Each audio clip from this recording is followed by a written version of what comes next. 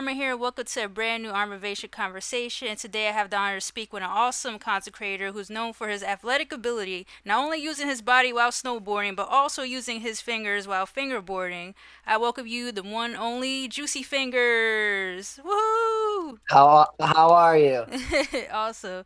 So, like I mentioned to you before, Juice, just thank you for being here, and thanks once again for your encouraging words. We had some things going on, but we finally are here right now, and that's all that matters. That is all that matters. Like I always ask my guests, from human to human, how has life been treating you so far? How are you feeling? What's been going on lately? So each day is its own adventure. You wake up and you have a plan with what's supposed to happen, and sometimes it's not what happens, and you figure out a way to navigate through it. So I got 2 feet and a heartbeat. I'm still alive. I got things I enjoy doing, and I have the opportunity to talk to cool people like you, so I'm doing good. Amen to that. Yes, clap it up. Awesome. So yeah, just to get started here, like I mentioned, I briefly want to talk about your snowboarding background to those who may be unfamiliar with you. So I do know, like from doing some research, on your YouTube channel, you posted some snowboarding clips like back in 2014. On your YouTube channel, you mentioned an FAQ about like growing up with snowboarding with your parents, and you've been snowboarding for like 20 years. So congratulations, by the way. And wow. But can you elaborate more? Thank you. Thank you. Thank you. No problem. Can you elaborate more on your upbringing with snowboarding for those who may not know much about you or unfamiliar with your journey? Yeah, so I was put onto a pair of skis around 2 years old, and so my whole life I've spent on snow. And about at 8 years old, I got introduced to snowboarding, and it clicked a lot better than skiing did, and it was a lot more fun. And from the age of 8 until now, I'm 28. I'll be 29 this winter. I've spent every day that I'm able to. I've spent on a snowboard, and I've been doing it at a high enough level for it to sort of be my main source of income. Have the freedom to enjoy life and just snowboard and do that. Also, like have fun. I think snowboarding has taught me that I know a lot of people can get caught up in like the hecticness of what it is to like live life and this and that, but snowboarding has been this common theme of like enjoyment and like self exploration, so keeping it around is like incredibly important to me for sure.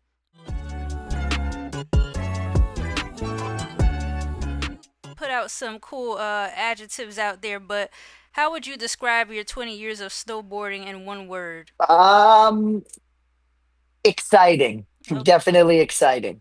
That's honestly that's I've never been asked like a single word to describe the that amount of time on a snowboard, and that's honestly like I may introduce that to my main Instagram following and ask people what one word they would use to describe their time spent on a.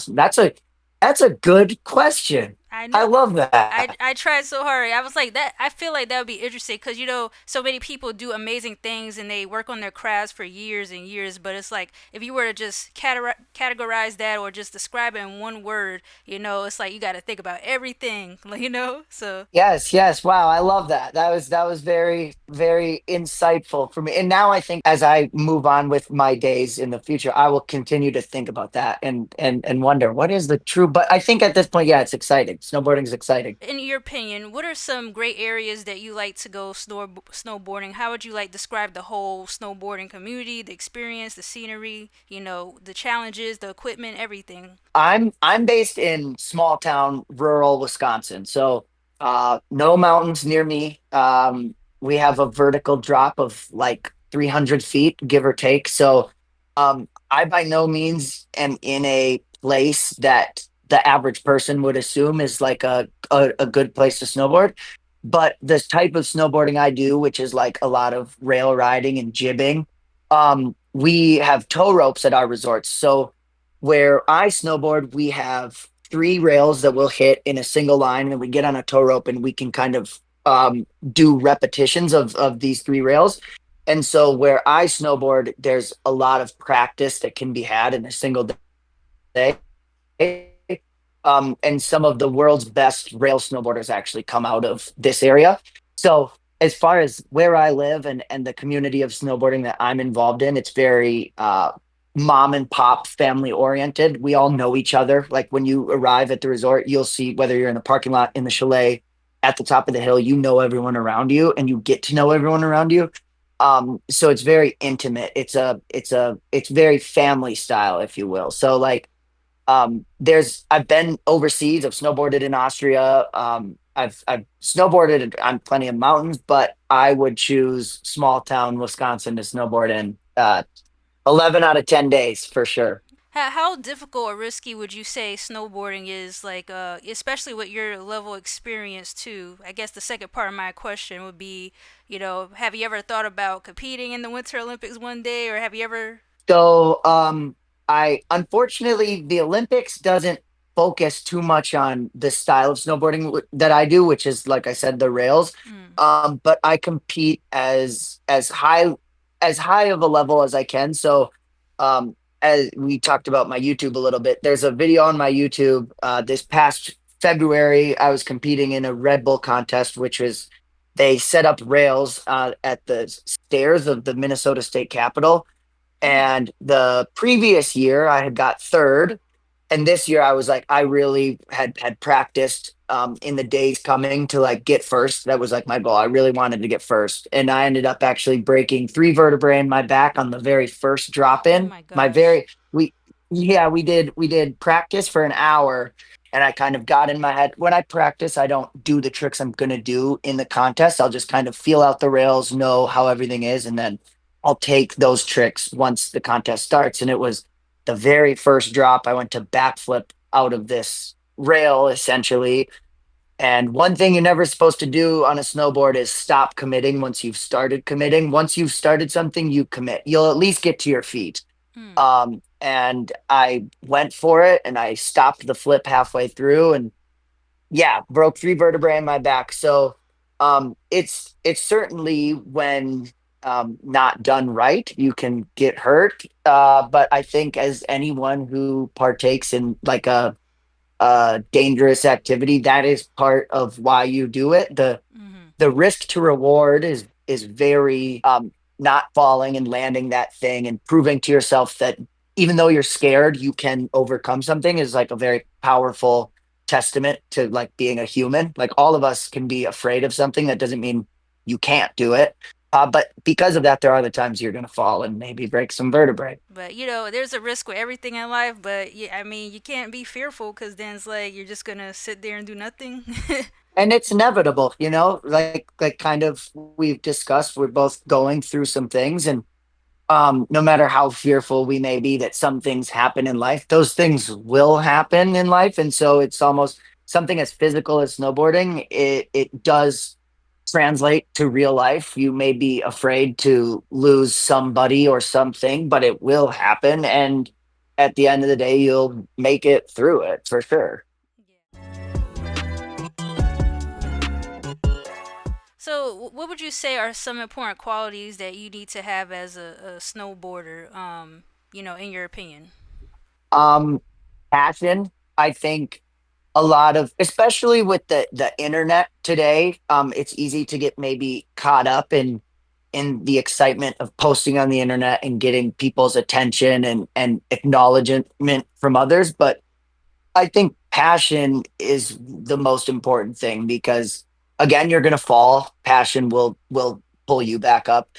Maybe sometimes you'll get a little burnt out. Passion will push you through. So I think passion and then the physical side of things. I'm learning that with my back injury. I thought because I was an athlete, I was physically fit.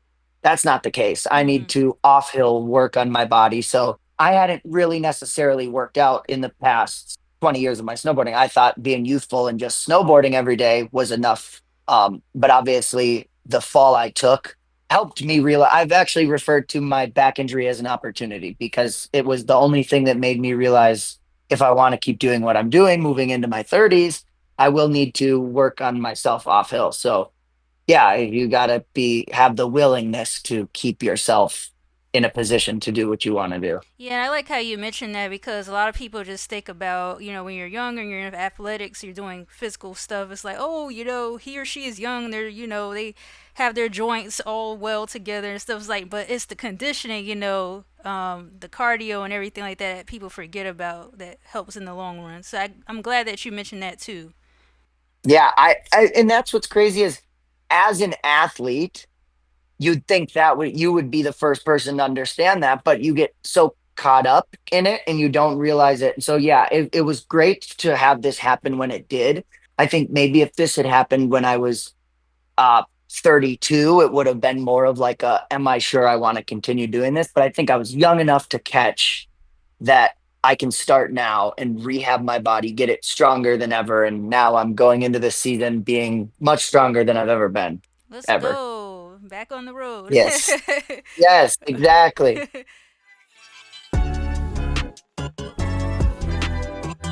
Okay, so I know you also share skateboarding content on your channel. So I wanted to ask you, how would you compare contrast snowboarding from skateboarding? So the biggest thing for myself personally with skateboarding is snowboarding. For it to be dangerous in my eyes, you do need to take it to a certain level, right? So like maybe the features you're hitting are bigger, the speed you're going is greater. Whereas skateboarding, if you get on a skateboard and you go to kickflip, you don't need to be moving. You can break your ankle if you under rotate a kickflip. So skateboarding in the technical aspect is much uh, scarier to me personally. Like I can't just get on a skateboard, roll around, and it's safe. Like you could hit a rock and roll your ankle bad enough to injure yourself. So um the ability to like want to do tricks, that's like the same between snowboarding and skateboarding. You want to level up, you want to like land a trick then take it to something bigger. But as far as the difference in them, I consider skateboarding much gnarlier. So when you see someone do something big on a skateboard, to like equate that to snowboarding, it would have to be absolutely huge. Yeah, that's interesting you said that because I did talk to a person that has surfing and skateboarding experience, and I was like, okay, which one's harder, surfing and like your skateboarding? He's like, well, when you're surfing, you're hitting water, but with skateboarding is more hardcore on the ground. So I'm glad you brought that up too. Yes. Okay. Yes, I used to love the skateboarding, but as I've gotten older, it's just I've toned it down a lot. I'll go out and board every once in a while, but yeah, the consequences on a skateboard are kind of gnarly. And speaking of skateboarding again, you used to post clips of your skating highlights from a skateboarding game called Session Game, I believe. And so, like, Yes, so I know you play different games, but what do you like about that game? Like, how would you compare it to Tony Hawk's Skater game if you played that? Like, what's going on here?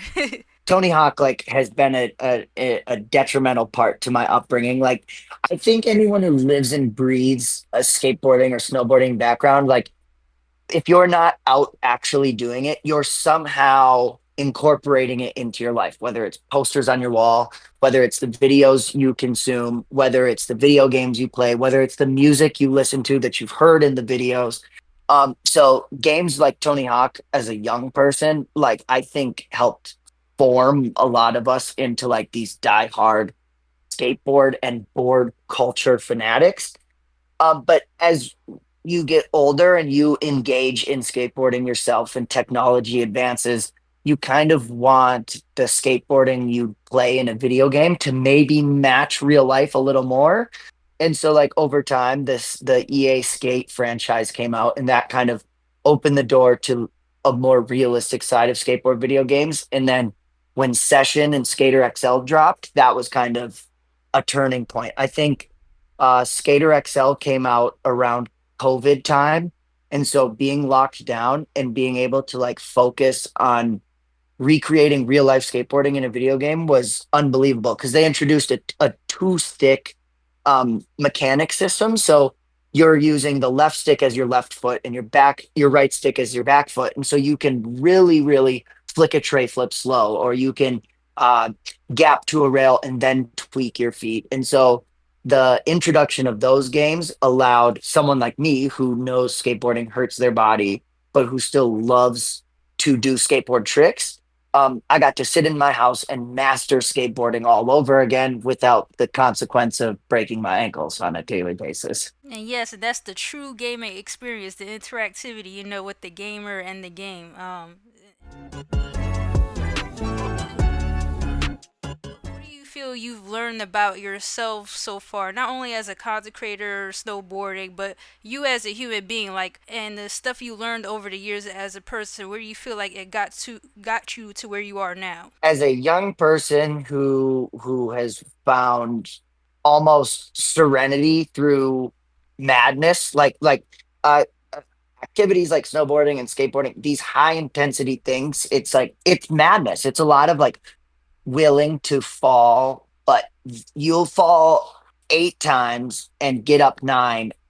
And the drive is this 3 seconds of satisfaction of doing what you set out to do. Mhm. Um, and I think that's like the in life is going to be tough, or maybe there's a time period where things aren't that enjoyable. But if you continue and if you wake up and you push towards said goal, if you put the time in, you will get there. And whether it's 3 seconds or 3 hours of satisfaction, it's like it is worth it. I think that's where the passion comes in. If you're passionate about something, it's worth every second you spend trying to do it or master it. Like I any activity I do, you could like you ask anyone who knows me, they'll say I'm like all or nothing. I'm either gonna not do something at all or it's going to consume me. Like I don't really go and hang out with people. I spend my time editing videos, making them as good as I can make them, um, doing the things I do so I can become the best. So I've just really learned that if I love something, I want to do it because the love is like what drives me as a human being. I think a lot of people are maybe not miserable, but I think a lot of people live life without a purpose. Mm. And that seems like a scary way to live life. I wake up every day and I have multiple things I want to achieve, whether it be physical or mental. But yeah, I think it's important to want to get better at something every single day. That point about purpose, yeah, it is scary to like not be aware of your purpose or have any certain goals. I feel like there has to be something where you get up in the morning, you're thinking about it all the time, and you got to do it because it's like you got to have a legacy, something. Something that makes you move from one place to the other. Like there's always going to be times where you maybe don't have motivation, but you need something to give you motivation or give you that little bit of oh wow, I feel good again. Like yeah, it's important to enjoy your time here. Absolutely.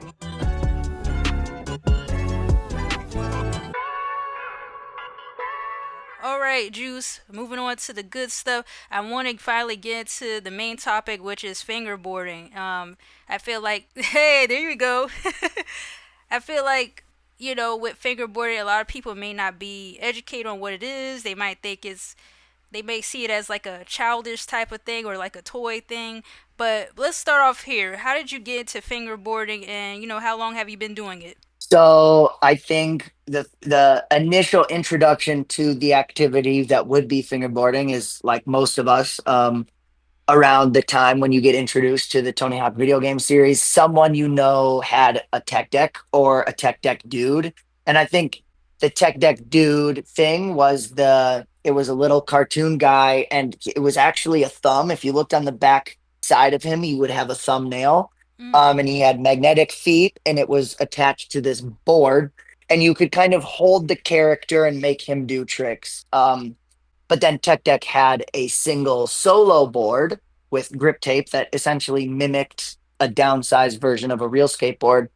And I mean, as long as I can remember, there was a Tech Deck somewhere in my house. Like whether we go to Walmart and like we get a new one, or there was one if it was at my friend's house or my house. But I have owned a tech deck or seen tech decks for at least since like I was 6 years old, which would have been 2002 ish. Um, and and so As you get older, that board, it's kind of like a novelty item, if you will. Like it can perform tricks, but at a certain point you need something better. And so we used to take our tech decks into school and we'd get them taken away by teachers, but they're $2. So you'd have six of them in your bag and you'd get them taken from the teachers would take them from you and you'd just pull out another one and have more. And so it's always been around. And then once someone introduced me to the higher quality version of fingerboards, that's sort of when it consumed my life because a tech deck was physically speaking, it was a downsized version of a skateboard, but how it was created wasn't. It wasn't wood. There wasn't bearings in the wheels. The bushings didn't really allow the trucks to turn. Um, but professional grade fingerboard is really a downsized skateboard to the point where it's made with five plies of maple wood Mm. veneers. There are bearings inside of these wheels that allow them to spin just like a skateboard wheel. And there are bushings that allow us to really turn and have a realistic feel. And then the shapes as well are all different, much like a car. Mm. There's all sorts of cars. We have small cars, we have SUVs, we have trucks. Um, all of the fingerboards behind me have different shapes and make tricks happen differently. So the moment you get into fingerboarding, it sort of can consume your whole world because it's a lot deeper than just a little skateboard. For you, was it an easy transition on learning how to fingerboard? Does fingerboarding and doing tricks with your finger have similar components or maneuvering to like skating tricks on your board with your legs and feet? So there's a question commonly asked in the fingerboarding scene, and that is, do you think that you can get everything out of fingerboarding if you don't skateboard prior? And I think the positive thing about being a skateboarder first and then becoming a fingerboarder is you understand the mechanics of a trick. So, of course, like our fingers, we don't have ankles. So, there's going to be differences in how we would achieve the trick. But we understand that to do an ollie, we're going to slap the tail down and then slide our finger upwards. If you don't actually skateboard, that's something you have to kind of figure out over time by doing it on a fingerboard. As a skateboarder, you just know how things work. So I think you get that little bit of a cheat code and understanding what you need to do. It's then just figuring out how you would do it. Mm. But I will have you know that fingerboarding, and this is, I think, the coolest part about fingerboarding is everyone knows about a skateboard. Not everyone knows about fingerboarding. Everyone assumes when they find out about fingerboarding that this would be easier. I think when you have to downsize the effort you put into something and it has to become just a certain part of you, skateboard is your whole body that you're using to execute a trick. We only have our fingers, and so one minuscule movement can throw off everything you're doing, which makes fingerboarding very, very, very, very challenging. It's micro adjustments that make a world of a difference. So fingerboarding is a whole new challenge. You can be very good at skateboarding and not understand fingerboarding in the sense of accomplishing tricks. It's very hard. It's very hard. Like I guess personally for you, how difficult was it at first for you to learn some of basic tricks or become successful at doing challenging moves? Because me, like my nightmare is the ollie right now. I'm trying to learn. Sure. So what was it for you? So of course, I had started fingerboarding and tech decking before when did YouTube come around? 2005, I think. Mm-hmm. And so there wasn't videos for me to reference on how to fingerboard. So as funny as it is, why this would be a thing, I don't know. Of course, this is a miniature skateboard. We have two legs. For some reason, when I started fingerboarding, I was doing three fingers. Mm. So to do a kickflip with three fingers, instead of a normal fingerboarder, you're going to have two fingers and you're going to slide your finger outwards and flick it off. Well, I'm doing three fingers, so I have two fingers. These two front fingers have to slide, which made it incredibly difficult. There was actually a wooden object that my parents had that was like it was like a decoration in the house. I ended up like kind of grinding through it, like making marks on this thing, trying to learn tricks.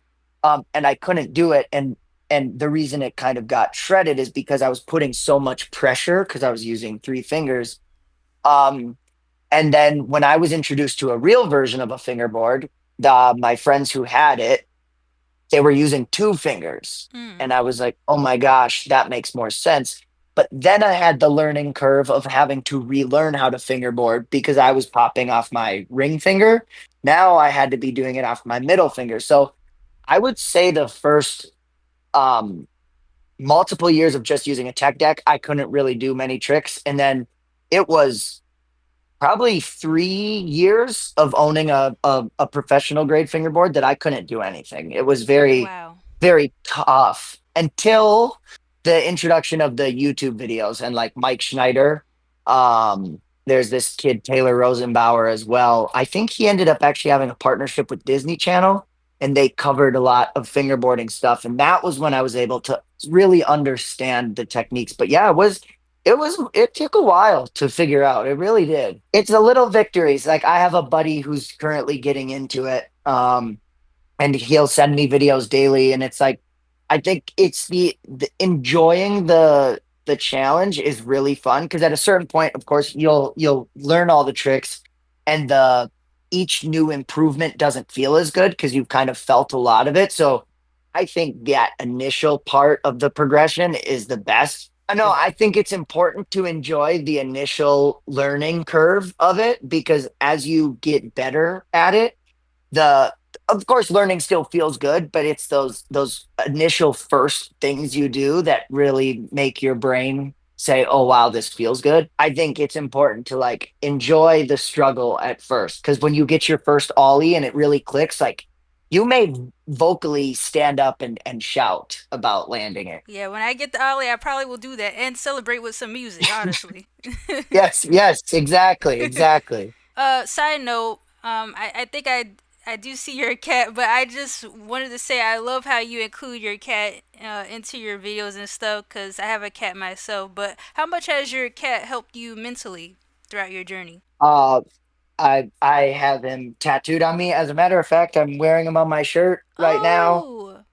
Oh, Yeah, he's my absolute best friend in the whole world. He's very talkative, which has helped me through this kind of section of my life where I've been very solo, I guess you could say. He like when he wakes up out of a nap, he comes and finds me in whatever room I'm in, and he is talking. He's yapping, yapping, and if I as long as I engage in conversation back, he will respond to me, and we could go 5 minutes back and forth of just talking. So yeah, he's my absolute rock. I love that little man more than life itself. Yeah, his name's Breads because his two back legs look like breadsticks. oh, all right. Shout out to you, Brids. Everybody, shout out Brids. Yes, Breads, you can't hear that, but people are shouting you out, Papa. Some people may think, adults playing or using fingerboards or tech decks is childish, or it comes off like, oh, you're an adult playing with a toy. But Yep. what would be your counter argument to an opinion like that about fingerboarding? Well, like, what misconceptions do people have about fingerboarding? Again, it is the challenge. Like it's I think us as humans, it's kind of like the bigger something is, the bigger it is. So skateboarding is a big life-size thing that humans do, and it's in the Olympics and it's televised. So it must be hard and crazy. But at the end of the day, a lot of that is also an adult standing on a child's toy who's somehow gotten very good at it. But at the end of the day, you spent too much time on this thing that was not designed to create an income and or be a spectacle for nations to watch. So um it is I deal with it like a lot of look at ping pong. Ping pong is in the Olympics. Mm. That's a very silly thing, right? But it's something we've all seen, and we also, if you go over to a family member's house who has a ping pong table, it's very challenging. So I think fingerboarding, as time goes on and everyone can experience like meeting someone with a fingerboard and you try to ollie and realize how hard it is, I think that's when people will understand it's more than meets the eye as far as the activity. And um it's like, if you're anyone who enjoys progression, or if you like doing a trick on a skateboard, or if you like the thrill of riding a mountain bike, this is the same thing in the sense of, if you ride a mountain bike down said challenging run, your next step is doing the next challenging run. And so fingerboarding is, you learn a hard trick and now you learn a harder trick. And it's like that self exploration. It's the understanding of like, at the end of the day, I'm the only person who can make myself happy. And if something like this makes myself happy, and the more you do dive into fingerboarding and understand it's a lot of craftsmanship, I think that's where people can understand it's much. A lot of people will say, "Oh yeah, like a tech deck or a toy," and then I explain that someone takes veneers and hand presses this board, and then they shape it and they sand it down. There are real bearings inside of this tiny wheel, so someone is making bearings to put in this wheel. I think it opens up people's minds to the fact it's a lot deeper than it seems on the outside. But at the end of the day, it is a lot of the willingness to just get better at something. The same way someone wants to go to the gym and get stronger, or maybe get better at playing blackjack. Hmm. This is just a not so common thing, but it's tough and it's fun, and most importantly, you can make it look stylish. Like, there's sometimes I watch videos and I don't even register that I'm watching someone's fingers. It feels like I'm watching a downsized version of a skateboard video. Right, right. Yeah, you could compare that too to like video gamers or pro gamers out there. Like people be like, "Oh, you're just Yeah. playing video games," but like people are getting paid millions right now for playing games. So, so yeah, it's all about the education. That's why we're here. To transition, I guess now is the perfect time for the fingerboarding showcase juice. So basically, I think since it's the educational channel, I think it's the best way for viewers to learn more about fingerboarding is to see it firsthand visually, right? So I guess let's start. What type of boards you use and what tools do you use to repair, customize them, stuff like that. Alrighty. So I am actually sponsored by this company. It's called Decatur. They are based out of Louisiana. And they recently had reached out to me and asked if I wanted to be on the team, and I was very excited because a lot of fingerboards, of course, they're made by a single person. It's unlike a skateboard that's going to be made by a giant machine, and they can use computers to figure out all these things. Every one of these boards was made by a single person in their room or maybe in their workshop or wherever. And they have to put the veneers together, they have to apply a graphic. But because of that and the time it takes, a lot of these boards can be priced at, I mean, I believe this board is retail about $50. Mm-hmm. But the company that I ride for, Decatur, sells his boards for $25. So they are pro level fingerboards with a very, very good price tag on them. Of course, spending $50, I talk to people about this a lot. You spend $50 on a skateboard deck, just a deck, and people have no problem with that. But sometimes when I talk about a fingerboard being priced at $50, they're like, how is it so expensive? But it's the fact it's handcrafted.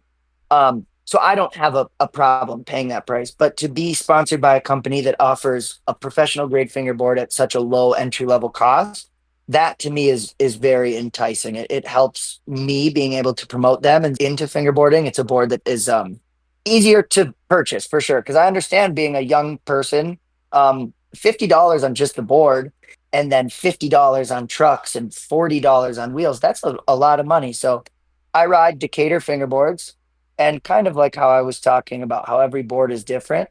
You can see this one is very flat, no concave, and the nose and tail don't rise up very much. There's a board like this, which the nose and tail are going to rise more, and there's a deeper concave here.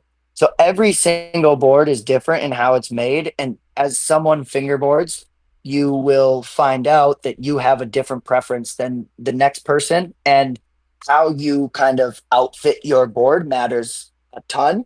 So, my personal preference in a fingerboard is going to be medium kicks. So, a decently rising nose. The tail does rise a little less, much like a real skateboard. It's not going to be symmetrical, it is asymmetrical. And then we have a little bit of concave. So it's not totally flat, it's not super deep, just enough to hug my fingers right. I ride dynamic trucks, which are much like a real skateboard truck. They allow you to turn. Um, we can customize our bushings. So I have a soft bushing on bottom and a little bit of a harder bushing on top, giving me just the feel that I like, allowing me to turn, but Mm. also not turn too much. And then these wheels that you can see are kind of big, whereas this is a smaller wheel. Depending on the wheel size, you're going to get a different effect of how you pop and the control of it. So to give reference, these wheels are kind of the equivalent to putting longboard wheels on a skateboard, and these wheels would be like regular skateboard wheels on a skateboard. So they are fully customizable down to the grip tape. I'm also sponsored by this company called Sponsor Me Tape.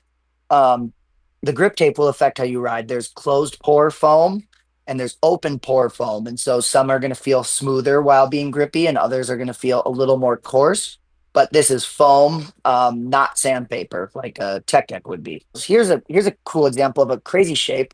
This has a very, very small tail and then a long nose. So it is, and then on top of that, of course, we have different widths. So this is 26 millimeter, being the skinniest board that you can kind of buy on the market, and it goes all the way up to 36 millimeter common size. So, um, yeah, it's a wild, wild, wild world of never ending customizations. Oh, Hmm. like this, I have a board rail like a real skateboard. You can put a board rail on it to make it kind of grind better. This is Decatur fingerboards, Okay, shout out and to then the Decatur. grip tape.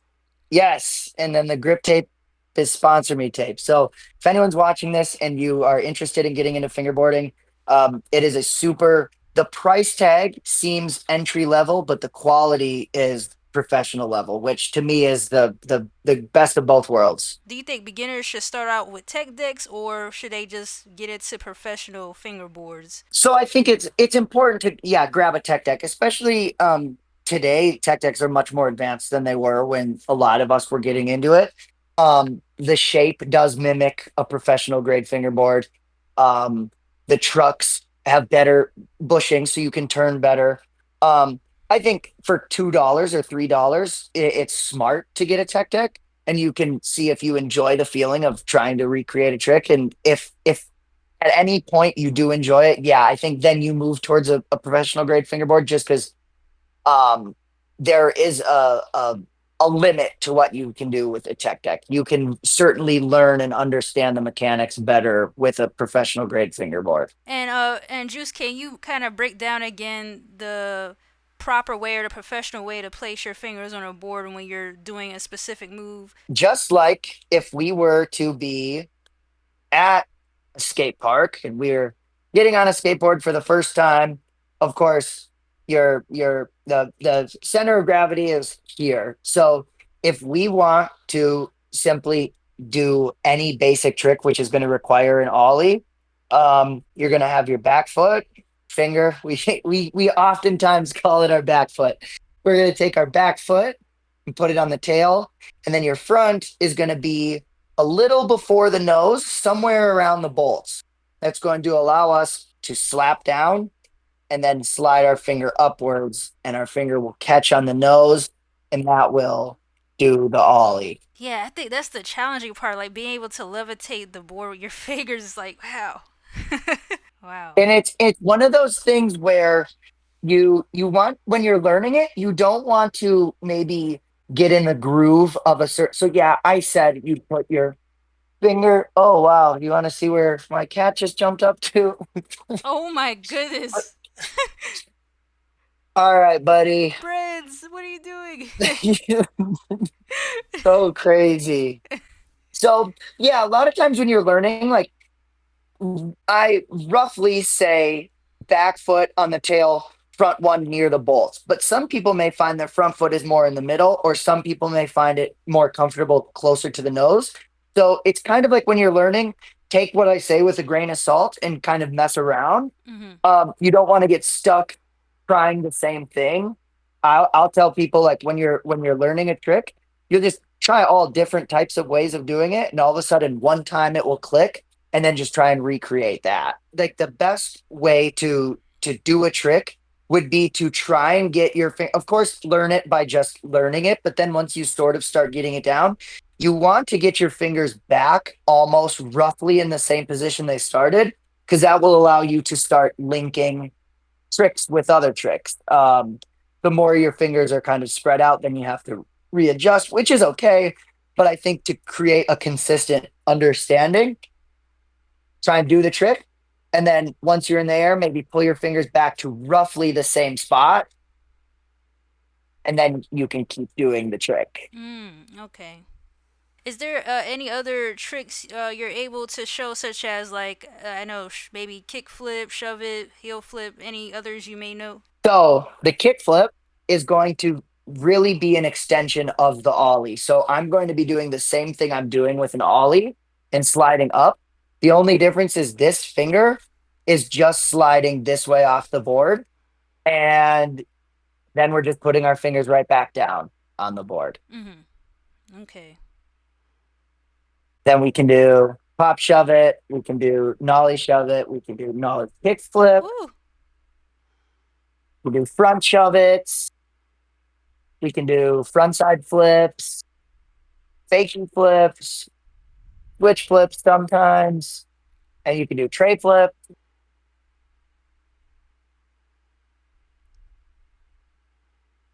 Really, really, as long as you spend enough time, any trick you've ever seen done on a skateboard can be done on a fingerboard. And so Mm. I in my kitchen, this is my kitchen that we are in, and I have two kind of training grounds to help me Yeah.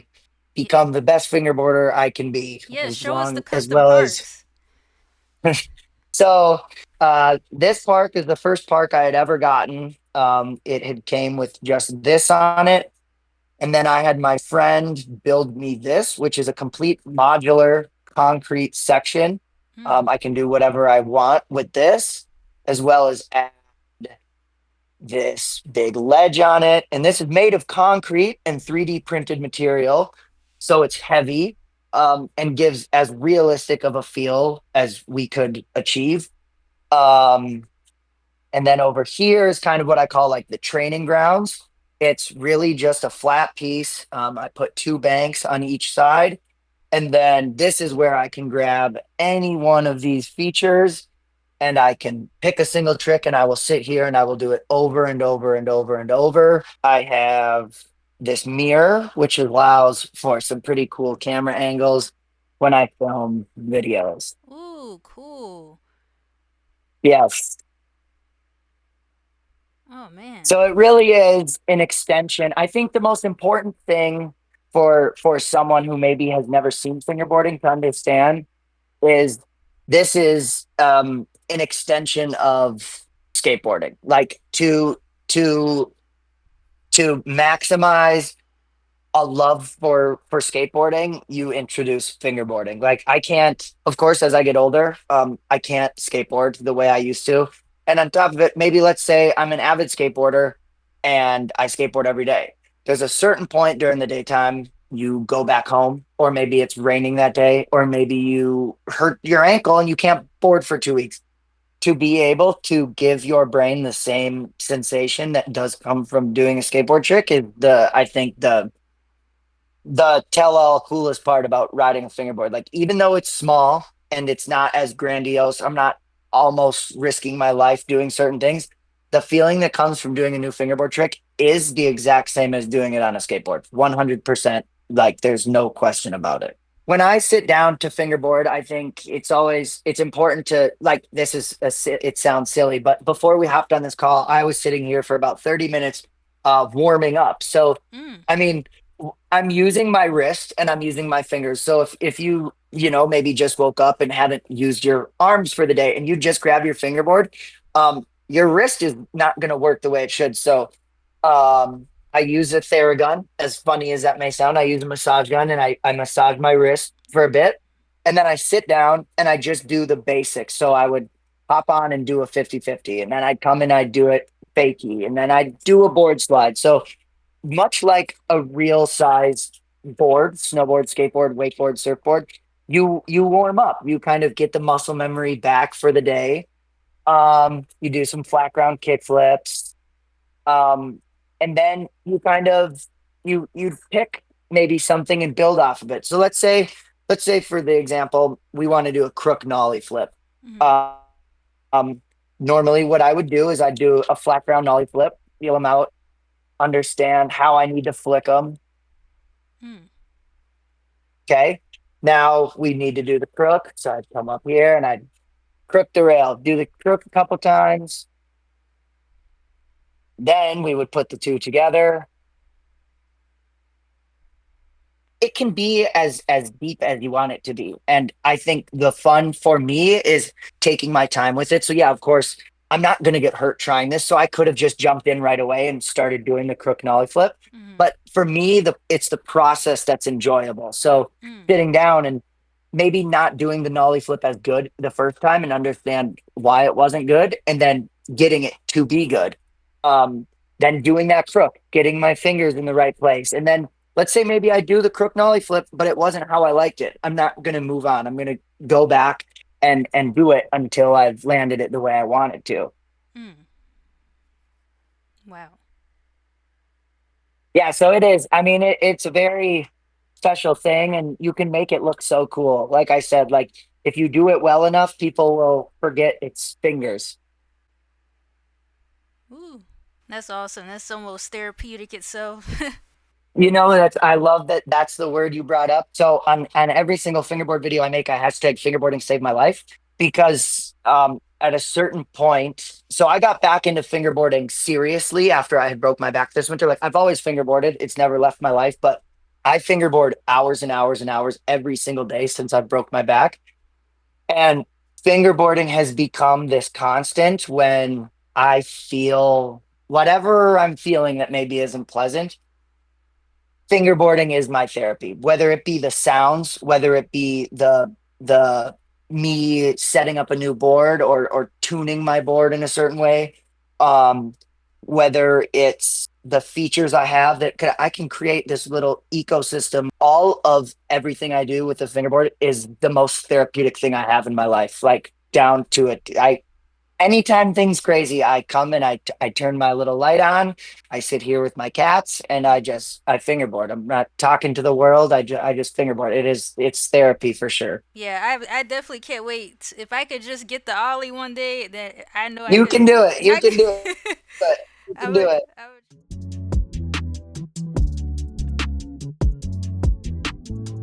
Last thing, Juice. I know we talked about it before. We don't have to do it, but it's just my brain just coming up with crazy ideas or whatever like that. But I know I mentioned to you before about like if we could create like a some sort of cool special move to name just for this channel, like to kind of put this set in stone in memory or something.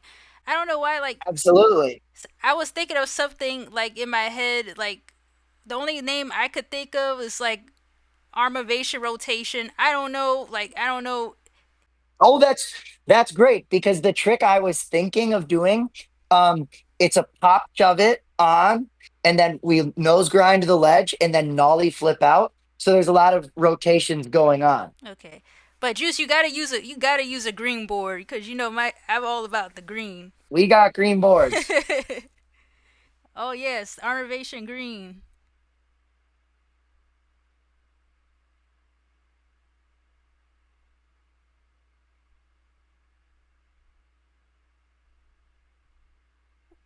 Oh, so close. Oh, hey, there we go. Armavation rotation exclusively on the Armavation channel featuring Juicy Fingers. Woo, let's go. You gotta have a green board when you do it, guys. Yep. Awesome. That was amazing, Juicy. That was like a total custom move, like you just did from scratch, right? Like you just tried something out. Yep. That's crazy. Wow. Amazing. Thank you so much for that, Juice. But closing things out here, Juice, because I know you got stuff to do. I don't want to waste too much of your time. But what do you want people to gain from your content on your channel? Your Instagram page, and what do you hope to accomplish next in the future? I mean, I've always been unapologetically myself, and I think it's something that anyone can benefit from. Like having a quirky hobby that no one understands is I say it often. Like find something that someone is going to think you're weird for doing, you're going to enjoy. I mean, I nothing that someone wants me to do, if I don't want to do it, is going to make me happy, right? So I think me being able to promote a silly thing like this and say, take yourself seriously, take your happiness seriously, like do something that people are going to think you're silly for doing. It's like I've enjoyed my life. I could die tomorrow, and if someone asked me when I passed away, if they were like, "Do you think you got to do things that you wanted to do?" I'd say yes. There weren't days where I felt like, "Oh, I wish I would have done this." I wake up and I do a lot of what I want to do, and I think more people could benefit from doing what they want to do despite what maybe someone would think. Because at the end of the day, no one's really thinking about you. So, whatever judgment you may have based on what someone could possibly have against you, you're super wrong. No one's thinking about you, no one cares. Hmm. You just should do what you're supposed to do. Because there'll be a lot of judgment out there, and you just gotta be yourself at the end of the day too. Yeah, that's the thing, especially like whether you do or don't do something, if someone wants to say something, it's damned if you do, damned if you don't. Like if someone wants to talk about you, they're going to talk about you, and at the end of the day, it's either going to be because you're doing something you're enjoying, or it's you're not living the way you should. And so you might as well be talked about for being a silly goofball and fingerboarding all the time. Lastly, Juice, what advice would you give to someone who's working hard towards their goals? In this case, it could be snowboarding, skateboarding, fingerboarding, and they feel like they want to give up because they feel like nothing is working or nothing is really happening. They don't have much support or community. Like, what can they do? This is like kind of a harsh one, but it's the reality, and I think understanding this is like the most important. Nothing you do owes you anything. So at the end of the day, nothing you do owes you anything. So you may put more hours into skateboarding than the next person who gets more opportunities than you.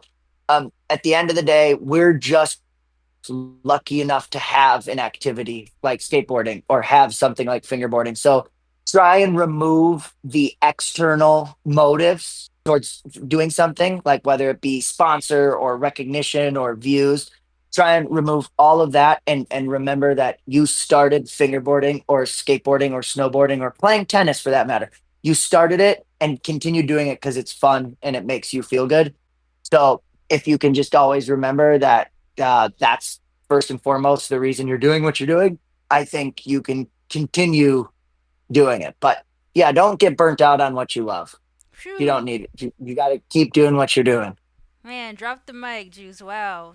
Wow, this was absolutely amazing, Juice. Once again, I truly appreciate what you do. I mean, you're inspirational. You're super amazing, and like, you're brave because like seeing videos of like snowboarding in general, the snowy slopes and all that.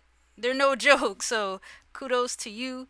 And I'm glad you took a chance on me with wanting to have this conversation and doing custom moves and all that. So I can't wait to see you do bigger and greater things. So much appreciation. That's really all I have to say. I was very excited when you reached out. I can only tell so many of my snowboard followers, like, hey, I fingerboard and you should think about maybe not thinking it's too weird. So to have been given a platform to discuss it where it was you came to me with such respect about the hobby, that was cool. It was very refreshing to get to talk about this in a light that is so cared for, essentially, whether you knew much about it or not. It was very cool. So I appreciate you. Thank you. Okay. So thanks to anyone who's tuned in. And if you like content such as this, feel free to like, share, get the discussion going in the comment sections. Check out Juicy's channel. He does a lot of amazing things. And I'll also link his Instagram page and it'll all be in the description. So hope you learned some today. Hope you enjoyed today's video. See you guys next time and take care. Peace.